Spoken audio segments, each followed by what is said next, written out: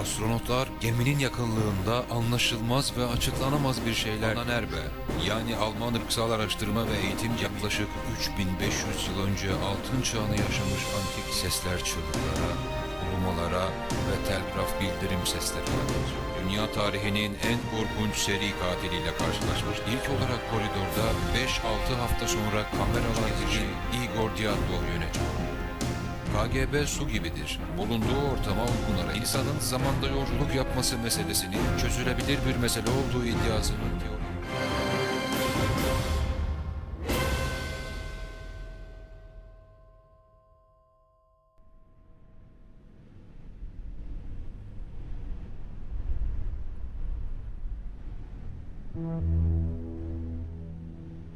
İnsanlık tarihi boyunca birçok düşünür, var olmanın amacı hakkında sayısız sorular sormuştur. Bu sorgulama faslı sadece düşünürlere özgü bir şey değildir. Neredeyse her insan hayatının bir döneminde neden dünyaya geldiği, nasıl var olduğu ve hayatın anlamının ne olduğu gibi sorular sormuştur. Bin yıllardır insanlığın yeryüzündeki yaşama ortamına duyduğu merak, olağan gibi görünen olayları anlama çabası, aslında dünyanın gizemlerle dolu bir yer olduğunu ve bunları çözümlemek gerektiği gerçeğini doğurdu. Bu merakın bir sonucu olarak ilk dinler ortaya çıktı. Antik çağ dinlerine göre insan kendiliğinden ortaya çıkmamıştır. O, Tanrı tarafından ve Tanrı'nın kendi suretinde yaratılmıştır. Bir sonraki aşamada dinler, tuhaf bir şekilde varoluşun sorgulanmasına kısıtlamalar getirdi. Oysa dinler de insanın varoluşuna olan merakının bir sonucu olarak ortaya çıkmıştı.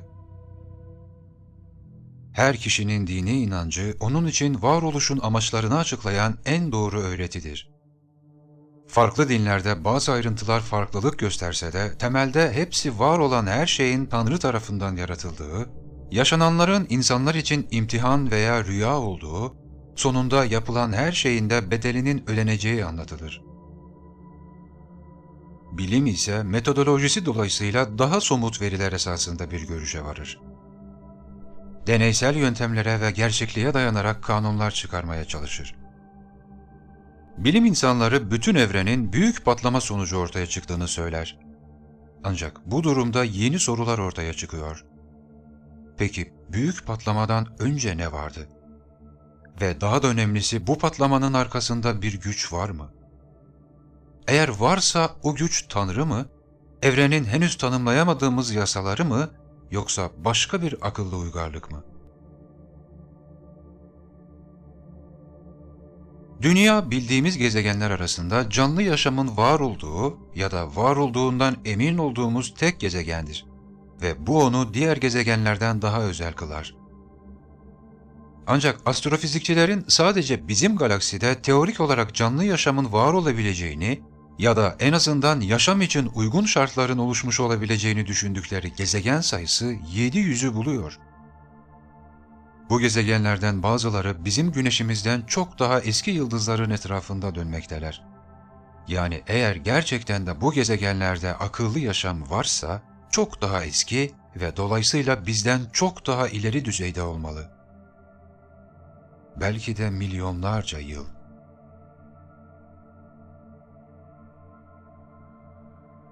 Roket biliminin babası sayılan Rus bilgin ve kaşif Konstantin Tsiolkovski'ye göre aslında her gezegene yaşamın tohumları atılır.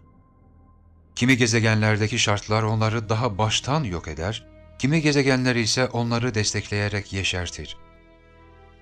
O gezegenlerde yaşam filizlenir, çiçeklenir, zeka ve teknolojik olarak gelişir, ardından evrendeki başka gezegenlerin de yaşam kaynağına dönüşür. Yani Tsiolkovski'ye göre gezegenlerdeki yaşam kendiliğinden değil, başka gezegenlerin kolonizasyonu sonucunda ortaya çıkar. İngiliz haber sitesi The Express, Ocak 2015 sayısında çarpıcı bir fotoğraf yayınladı. Bu, dışarıya doğru biyolojik materyal püskürten mikroskobik bir küreydi. Bu parçacık, uzay atıklarını incelemek üzere 27 kilometre yükseğe gönderilen bir balonun topladıkları arasından bulunmuştu. Bilim insanlarının örnekleri incelerken karşılaştıkları bu tuhaf görüntü bazı gözlemcileri korkuttu. Korkuya neden olan şey, çevresi bir insan saçından daha geniş olmayan bu kürenin püskürttüğü şeyin tehlikeli bir enfeksiyona neden olabileceğiydi. Bu kürenin menşei ve amacı tam anlaşılamasa da, bilim insanları onun yaşamın temelini oluşturan genetik materyali taşıyor olabileceğini düşünüyorlar. Bu varsayım, insanların aslında dünyalı olmadığı, dünyadaki yaşamın bizden çok daha akıllı bir uzaylı uygarlık tarafından ekildiği, yeşertildiği ve takip edildiği ile ilgili teoriyi kuvvetlendiriyordu. Bir diğer sonuca göre ise bizim taşıdığımız DNA materyali uzayın en zorlu koşullarında bile yaşamını sürdürme özelliğine sahipti. Bu teori 2011 yılında yapılan bir başka deneyle kanıtlanmıştı. Genetik mühendisliğinde kullanılan dairesel bir DNA zinciri taşıyan küçük plazmid, 2011 yılında İsveç'ten Texas 49 roketinin dışına yerleştirilerek uzaya gönderildi. 1000 derecelik sıcağa maruz kaldıktan sonra tekrar dünyaya döndüğünde hala sağlam olduğu ve biyolojik özelliklerini taşıdığı ortaya çıktı. İngiltere'deki Buckingham Üniversitesi'nden Astrobiyoloji Merkezi'nin yöneticisi Profesör Chandra Wickramasinghe, bunun uzaydaki yaşamın varlığının bir kanıtı olduğunu söylemişti.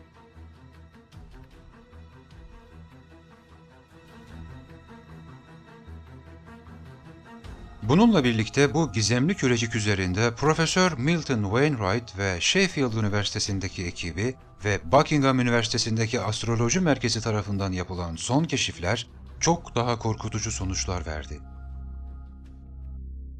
Profesör Wainwright'ın yaptığı açıklamaya göre titanyum ve vanadyum metallerinden yapılmış olan bu şey, merkezinden akan yapışkan bir biyolojik sıvıyla doldurulmuştu.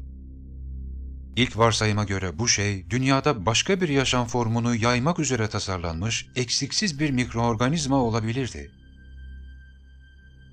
Diğer bir teoriye göre ise bu hayalet parçacık, dünya hayatını zehirleyerek aşamalı bir şekilde yok etme amacı da güdüyor olabilirdi.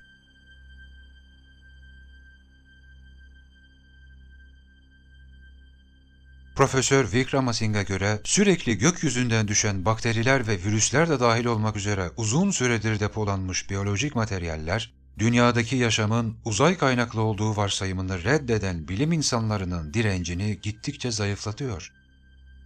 Karşıt görüşteki insanlar en azından bu verileri açıklamak zorundadırlar.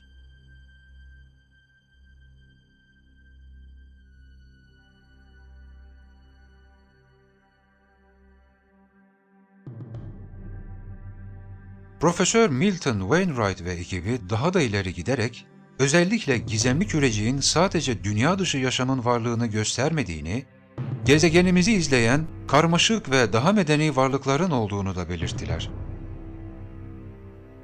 Peki bu doğru olabilir mi? Bu tanımlanamayan yabancılar eskiden beri dünyayı bir tarla gibi ekiyor ve şimdi nasıl tepki verdiğimizi görmek için bizi izliyor olabilirler mi? Eğer öyleyse amaçları nedir ve neden kendilerini bize tanıtmıyorlar? Tüm bunların haricinde Mars ve Jüpiter arasındaki asteroidler kuşağının olduğu yerde eskiden bir gezegenin var olduğu varsayılır.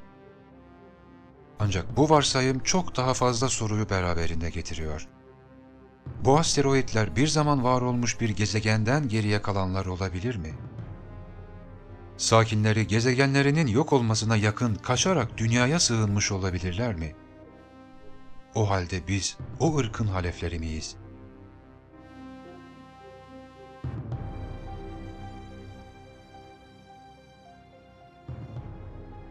Çevreci ve ekolojist yazar Dr. Alice Silver, "İnsan dünyalı değil, Kanıtların Bilimsel Değerlendirilmesi" adlı kitabında insanların aslında bu gezegende yaşamak için uygun olmadıklarını kanıtlayan 17 göstergeden bahseder.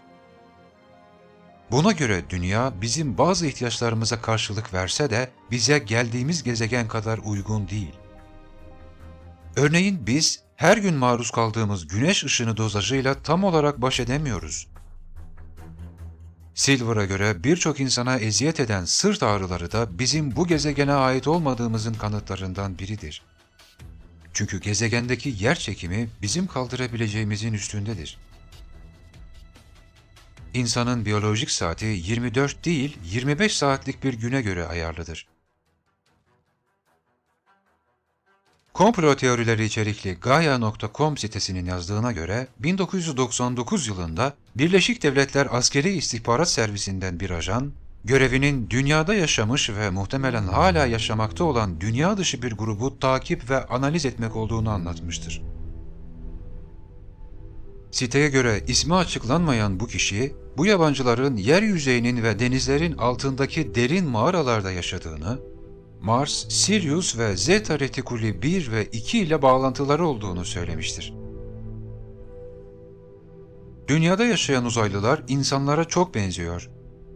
Başları, iki gözleri, ağızları, iki bacakları ve iki kolları var. Düzenli olarak insanları inceler ve sperm, DNA ve diğer vücut örneklerini alırlar.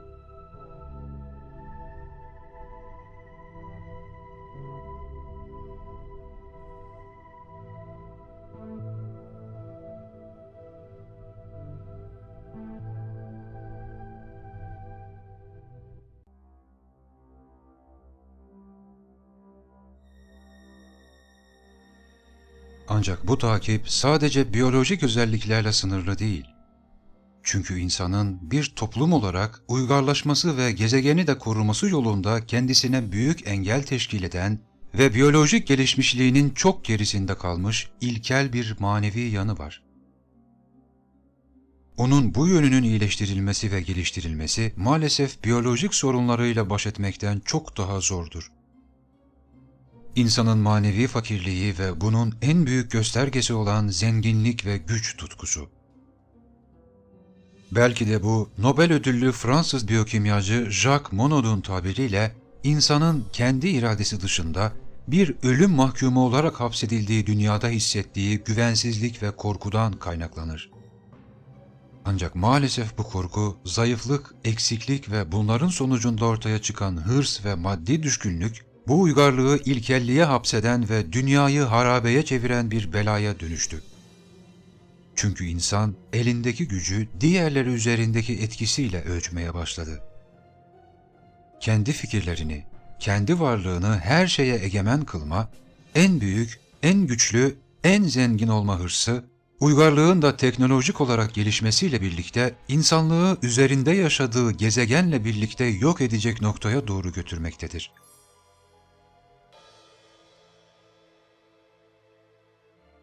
Ünlü Rus okültist ve yazar Helena Blavatsky, insan uygarlığından önce dünyada yaşamış Atlantis, Lemuria ve Mu uygarlıklarının ve soylarının bu manevi hastalık nedeniyle yok olduğunu yazar.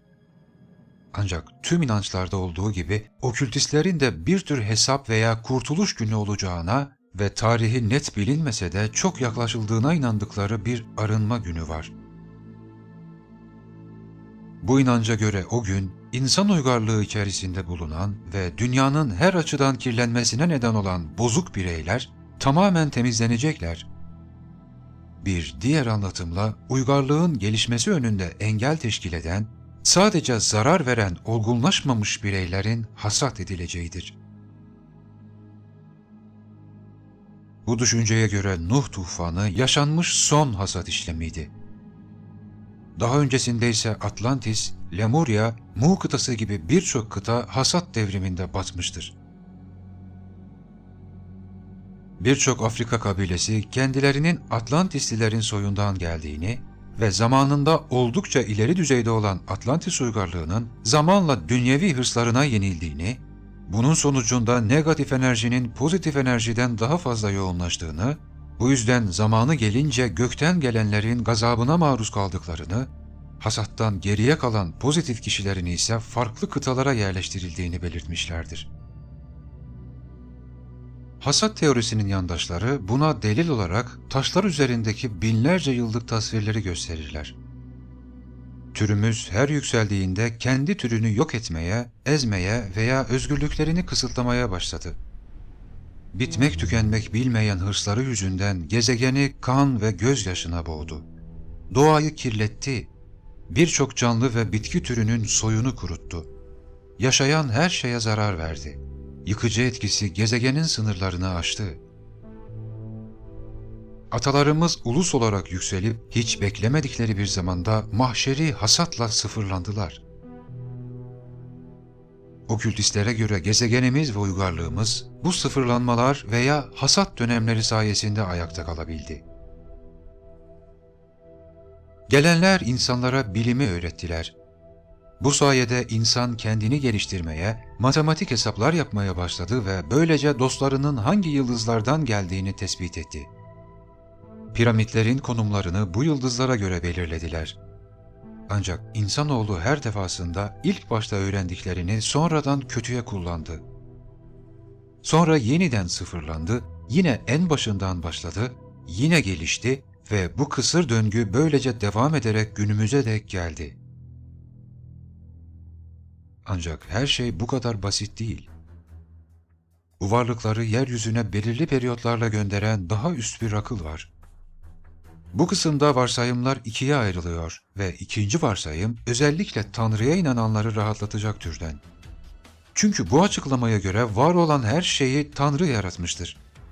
Dünyaya gelen ziyaretçiler ise onun yarattıklarının güvenliğini sağlamaktalar. Bu güvenlik birimi çok daha yüksek bir birliktir. İsmi Galaktik Federasyon olan bu örgütlenme milyonlarca yıl önce kuruldu. Galaktik Federasyon aynı zamanda Galaktik Işık Federasyonu, Konfederasyon, Yıldızlar Arası İttifak veya Dünyalar Galaktik Federasyonu olarak da adlandırılan, iddiaya göre Samanyolu galaksimizdeki en üst uzay medeniyetlerinin bir işbirliğidir.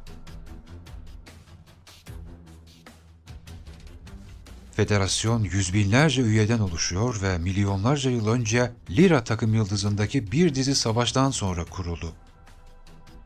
Bu durumda meydana gelen yıkım, hayatta kalanların o zamandan beri galaktik çatışmaları barışçıl bir şekilde çözmeye çalışmasına neden oldu. Evrenimizde yaşayan her galaksinin bir federasyonu vardır ama en eskilerinden biri bizimkidir. Dünyayı arada bir ziyaret eden Küre Varlığı İttifakı yani koruyucular bu birliğin üyeleridir. Galaktik Federasyon, arabuluculuk yapan veya gerektiğinde çatışmaların, doğal felaketlerin yaşandığı her yere müdahale eden geniş bir uzay filosuna sahiptir. Evreni tek ve sonsuz yaratıcı dedikleri bir güç adına kontrol etmekteler. Kendilerine ise sonsuz yaratıcının kolaylaştırıcıları ve habercileri derler.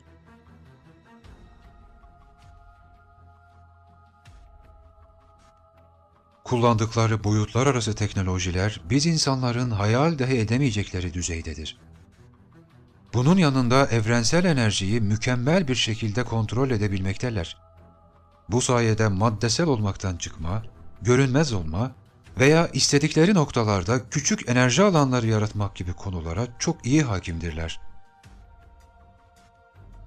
Gemileri genellikle doğal malzemelerden yapılır. Bazıları boyut olarak gezegenlere eşittir ve içindeki ormanlar, tarlalar ve nehirler ile tamamen kendi kendine yeterlidir. İşte bu birliğin temsilcileri milyonlarca yıl boyunca gezegenimizi ziyaret ettiler. Geriye birçok iz bıraktılar. Farkında olduğumuz ve olmadığımız küresel çaptaki birçok olayda gezegenimizin ve dolayısıyla da bizim hayatımızı kurtardılar. Komplo teorisyenlerine göre bu durum, Illuminati adı verilen küresel bir yapılanmanın kontrolü altında olan temel bilim ve bilim insanları tarafından örtbas edilmektedir. Her nedense ve her nasılsa.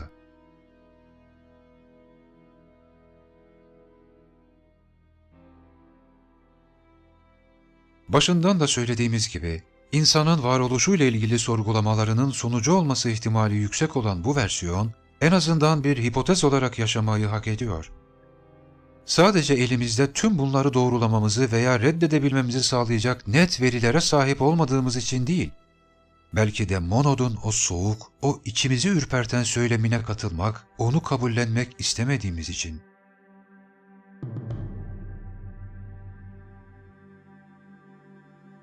Kim bilir, belki de bir gün her şeyin, varoluşun büyük sebebini, büyük planı öğreneceğiz.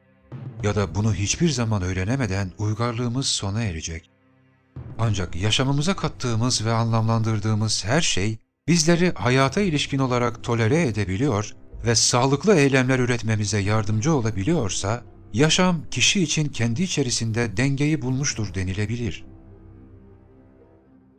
Tanrı'ya inanan veya inanmayan ya da arada kalan herhangi bir gruba ait insanların kendi içerisinde dengeyi ve iç huzuru bulmaları önemlidir.